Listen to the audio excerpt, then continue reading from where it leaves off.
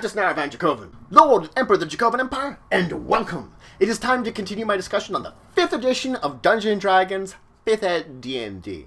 Well, when we last left off, we've been talking about urban environments, urban everything. So today, let's start, of course, with an important part of the urban lifestyle, law and order. So, depending on the type of settlement will depend on the type of police force you're going to encounter. In a large city, you might find regular guards. There might be some kind of militia to patrol and help defend against outside influences. While on smaller towns and villages, they might rely on local adventurers or the citizens to rise up and police them should some kind of criminal activity occur. So you can see there are times where there might be more of a regular police force enforcing the laws, or it might not be one. It's going to really depend on the size of the town and the kind of support behind it. Lawful communities will tend to have more order and guards than unlawful ones. So you're going to definitely have to see size and type of community to determine these things. Now, once you've tangled with the law, there's going to be a trial, some kind of judgment. This will usually be presided over by some kind of magistrate or a local lord, which will act as judge for this trial. Traditionally, you could have a normal kind of trial that we know about, where evidence presented and the judge makes a judgment on this evidence. But there can be other types of trials of ordeals, trials of combat, that can help to prove your innocence. The thing is, you could also have another type, you could just also skip a trial completely. If the evidence is overwhelming against you, the judge might skip the trial altogether and skip all the way to sentencing. Because guess what? If you're caught red-handed doing something by the guards, then I don't think there's going to be a trial for you. They're going to know you're guilty. Now, once we have this, you have to know that most, even the smallest of towns, are usually going to have some kind of small prison for people awaiting trial. They don't have long-term prisons, though. At least most small towns do.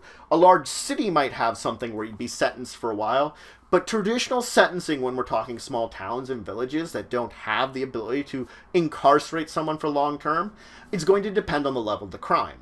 For the smallest crimes, you're probably just going to be fined for something. From there on, you could have forced labor. For a number of months or years, you're forced to labor at some kind of task or some kind of location. You could be exiled from a location, from a town, village, or even a kingdom for your crimes. Or if your crimes are bad enough, there's always execution. That is one of the options that is always available. Just depends on your crimes. Now, the book does provide a listing of urban encounters. Basically, for every day that you're traveling and every night that you decide to travel, you should check to see if there's some kind of urban-based encounter. Now, granted, not all these encounters make sense during the day, not all of them make sense during night. If an encounter does not make sense to you or the situation that you're in, you are free to re-roll it, to choose another one, whatever you want to do. And you can, again, adapt this chart as you wish. This is just an example chart.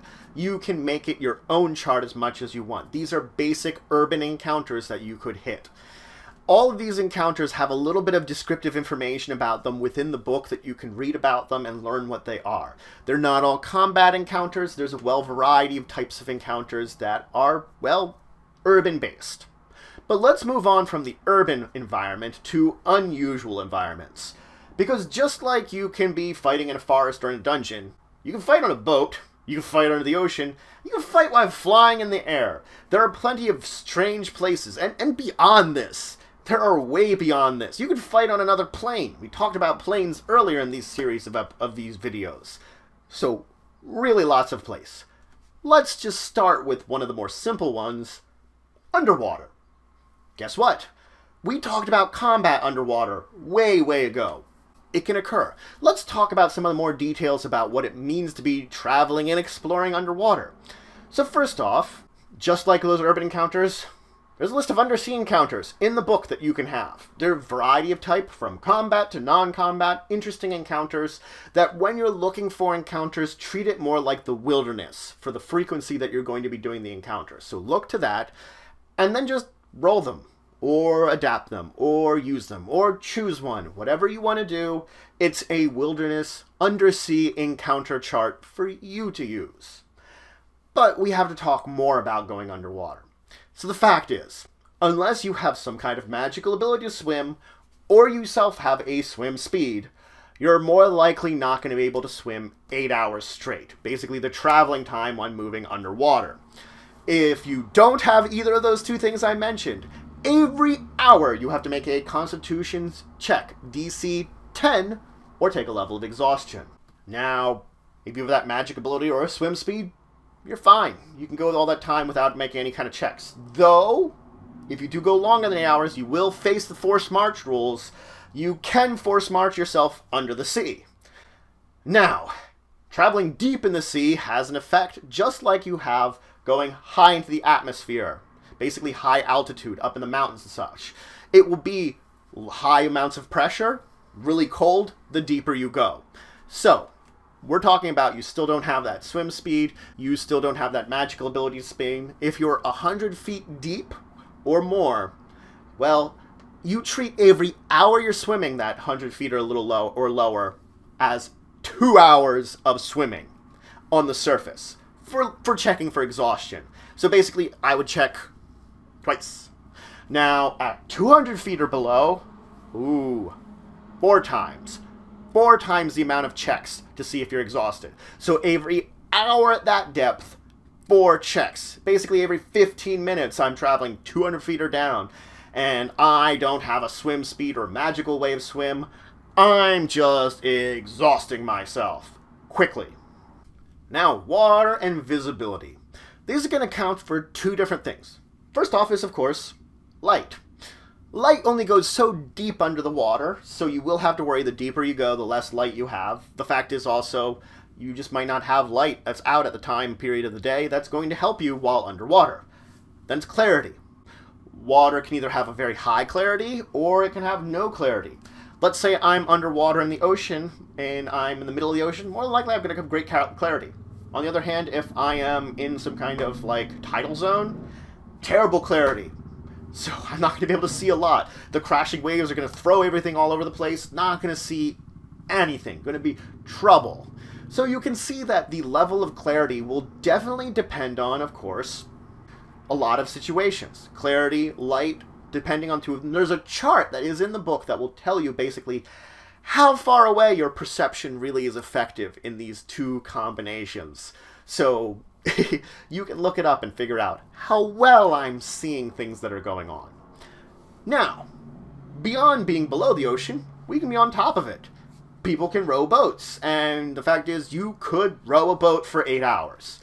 Beyond that, it's forced march. But that'll be just like walking for 8 hours, you can row a boat for 8 hours. Sailing vessels, or vessels of the similar, more likely have crews of people that will have shifts, so they could go 24 hours of traveling through the night.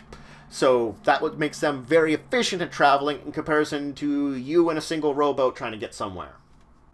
But that's it for today. So, we finished up talking about the urban environment. First I talked about law and order. What kind of police force you might look at, what kind of judges you might have if you get caught, and the sentencing. Just some basics of what you should know about the order and the laws of the situation. We're not talking about juries more often. You could have situations where juries are called on, but most of the time it's a lord or magistrate acting as a judge presiding over these things. Certain societies might call for a jury for certain types of crimes too. So you can see there's a variety you can build out as you find necessary. I did talk about urban encounters too, and finding something in an urban environment. Before we started with unusual environments, and of course we started with water. In particular underwater, but water in general. Talked about the encounters you can have underwater. I talked about traveling underwater, especially if you don't have any kind of magic or natural swim speed. It sucks. I did, of course, talk about traveling by boat, rowboat, and sail.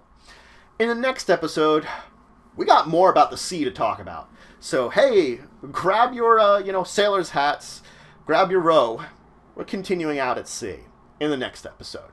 But if you have any questions, comments, anything you want to say, anything you think I left out, please leave in the comments below. Please like, share, and subscribe at searching for the channel, the empire, the work I do. If you want to show some extra support, you can always check out my Patreon. Link in the description below. There's some great rewards there. It helps to grow and improve the channel.